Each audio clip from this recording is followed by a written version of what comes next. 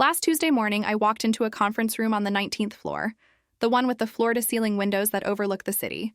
And the guy who used to call me Food Stamp was sitting across the table, waiting for me, his new boss. The AC was blasting. You know that corporate cold that makes you wish you'd brought a sweater even though it's July? That kind. I had my tablet under my arm, still warm from being charged in my office, and I could feel my pulse in my throat doing that thing where you're not sure if you're nervous or excited or maybe both at once. He didn't recognize me at first, but I'm getting ahead of myself. 6 years ago, I was working at a call center in the same building, just 18 floors down. Different universe, same address. I was 22, 2 jobs deep trying to make rent, and my entire lunch budget was whatever I could pack from home. Usually peanut butter sandwiches. Sometimes rice and beans if I'd meal prepped on Sunday. There was this guy, Marcus, who worked in sales on the 3rd floor. Not even the good sales department, just the one that cold-called small businesses about website hosting. But he dressed like he owned the company. Every day was a different suit, fancy watch, shoes that clicked importantly on the linoleum. The break room was on the 2nd floor, right between our departments. Shared space. Neutral territory, supposedly. I'm in there one afternoon, maybe 2:30, eating my sandwich from a Tupperware container I'd washed out about 300 times. The kind that's getting cloudy from so many dishwasher cycles.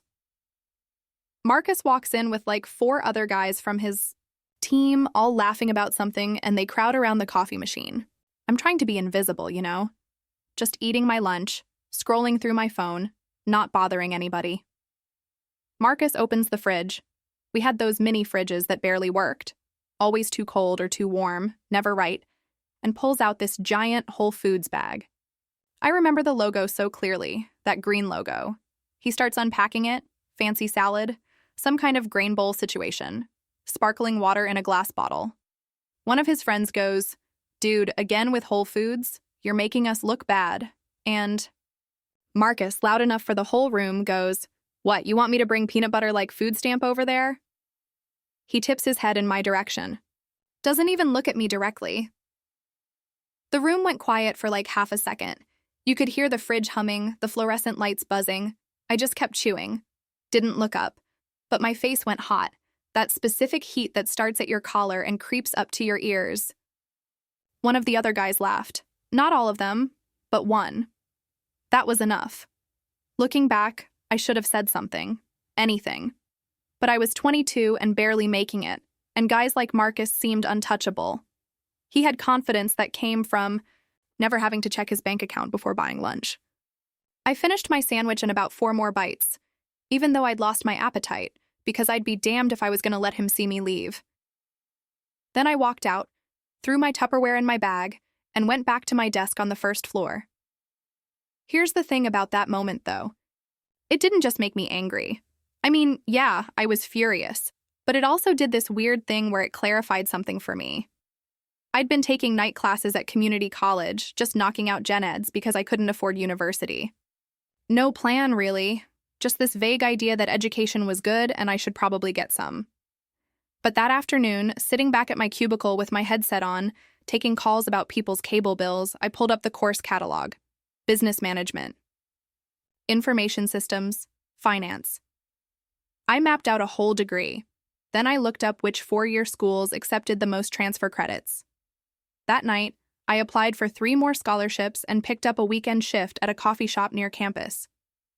I didn't do it because of Marcus specifically. Or maybe I did, partially. It's hard to separate motivations when you're in survival mode. But something about that humiliation made me stop drifting and start aiming. The next 2 years were brutal. I'm talking sleep-deprived, ramen for dinner, same jeans 3 days in a row brutal. I'd work the call center 7 a.m. to 3 p.m., class from 4 to 7 p.m., coffee shop from 8 p.m. to midnight on weekends.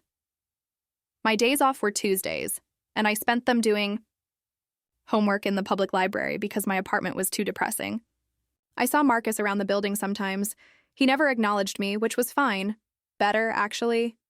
I'd see him in the lobby, laughing with his friends, typing on his phone with his thumb like whatever message he was sending was incredibly important. By year 3, I'd transferred to a state university.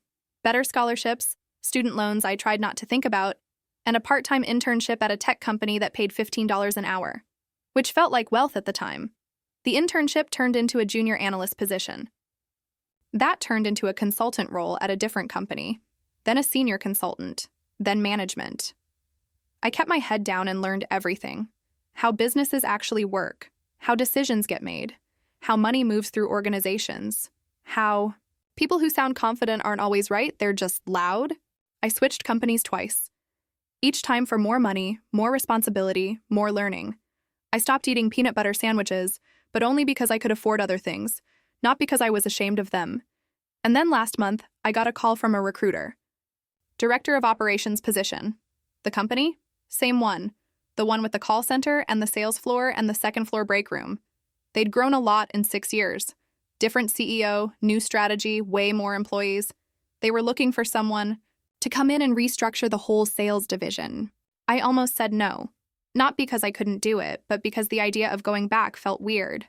Like running into your high school ex at the grocery store. But then they told me the salary. And I thought about 22-year-old me eating that sandwich. So I said yes. My first week was meetings. So many meetings. Learning the current structure, meeting department heads, understanding the problems. The sales division was a mess. High turnover, low morale, outdated systems. On day 4, I'm looking through the personnel files for the sales team, trying to figure out who does what, and there it is. Marcus Chen, Senior Sales Representative. Same guy. Still there after 6 years, which, honestly, I was surprised.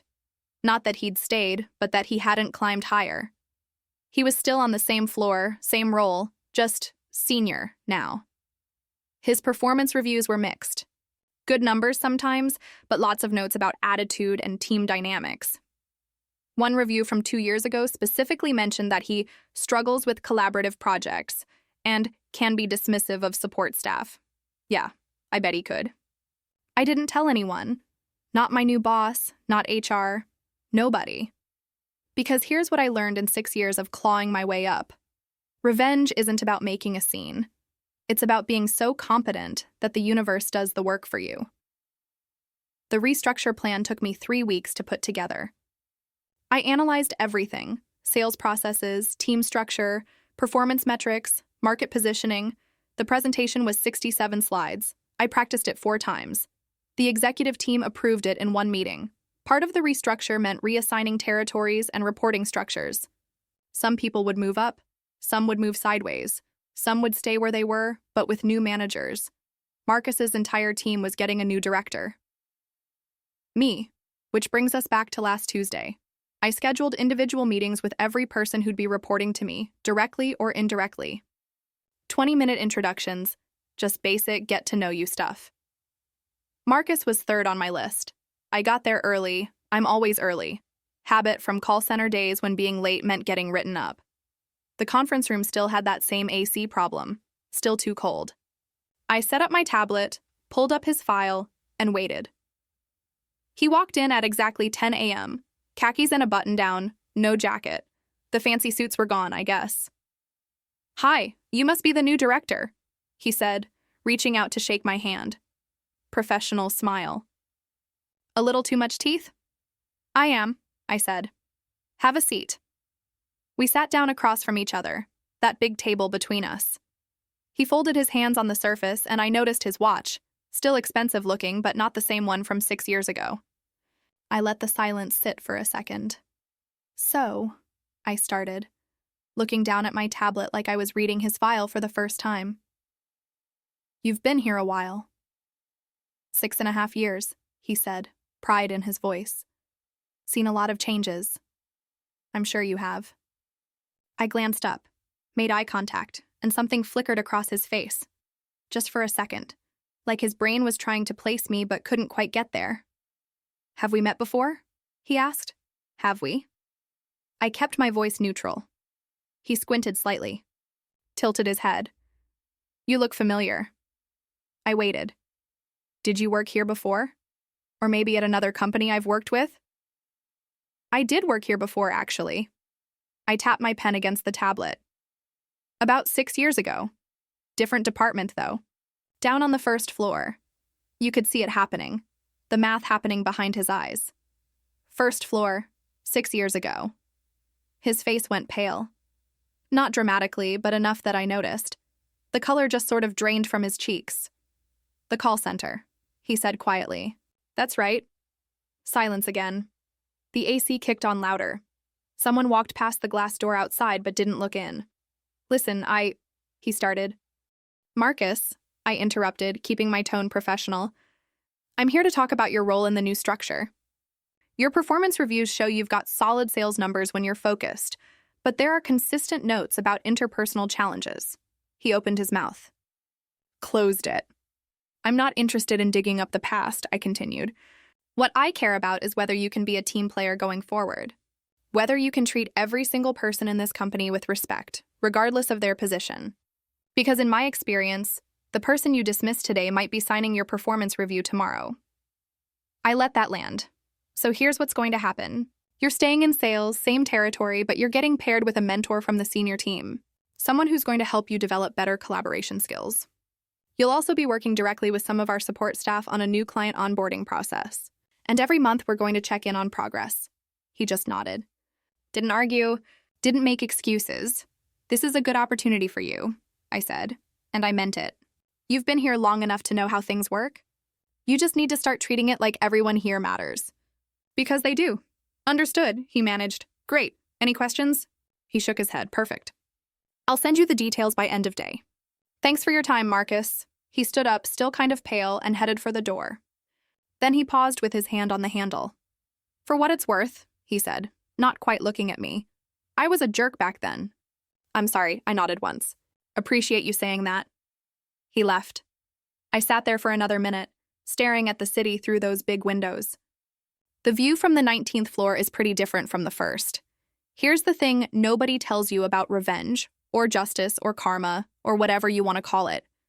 The moment itself isn't as explosive as you imagine. It's quieter. More complicated. I didn't yell at him. Didn't humiliate him in front of his peers. Didn't fire him, even though part of me wanted to see how that felt, because the real victory wasn't making him hurt. It was showing up as someone who didn't need to. 6 years ago, Marcus had power over me just by having more money and confidence. But power like that is borrowed. It disappears the second the situation changes. The power I have now, I built it.